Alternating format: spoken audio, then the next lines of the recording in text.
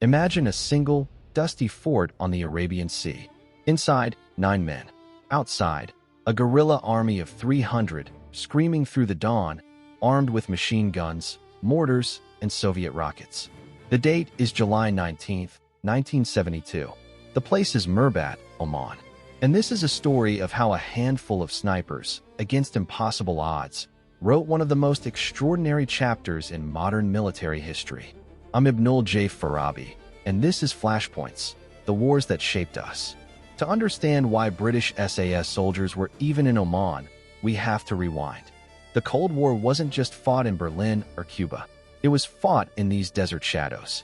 Southern Oman was gripped by a communist-backed insurgency, the Dhofar Rebellion, aiming to topple the Sultan. The SAS was sent not to fight a battle, but to train local forces, a hearts and minds mission.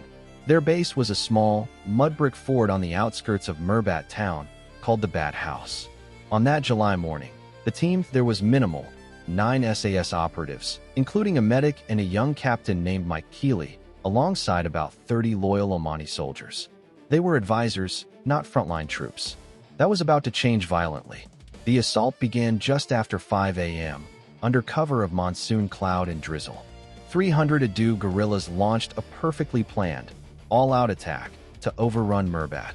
They had the numbers, the firepower, and the element of surprise. Mortar shells began raining down on the fort. Heavy machine gun fire chewed at the walls. The first casualty was an Omani soldier manning a 25-pounder artillery piece on the roof of the fort. The situation was instantly desperate. If Mirbat fell, the insurgency could sweep the region. Captain Keeley, at just 23 years old and on his first SAS command, realized this was no skirmish. It was the main event. He and his men scrambled to their positions, returning fire from the fort's parapets. But they were pinned down, massively outgunned, and the enemy was advancing. This is where the sniper's discipline turned the tide. About 100 yards from the main fort was a tiny, sandbagged gun pit, holding 2 SAS soldiers, Sergeant Taliasi Labalaba, a Fijian legend, and Trooper Siko Nyatakavisi. Labalaba, known as Laba, did something insane and brilliant. He sprinted through 100 yards of open ground, under withering fire, to reach the fort's second 25-pounder artillery piece.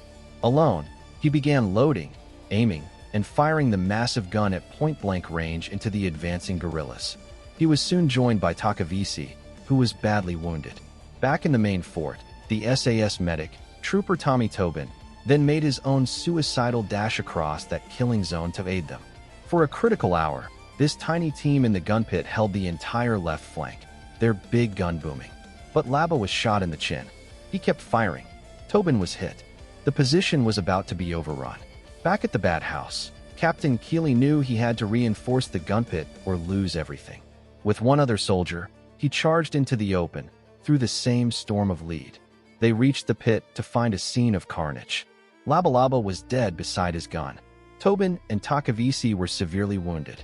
Keeley and his comrade, with a desperate fury, held the position with small arms fire, literally throwing grenades at guerrillas who were now within feet of the sandbags. At the same time, a call for air support had finally been answered. Omani strikemaster jets screamed in, strafing the Adu lines.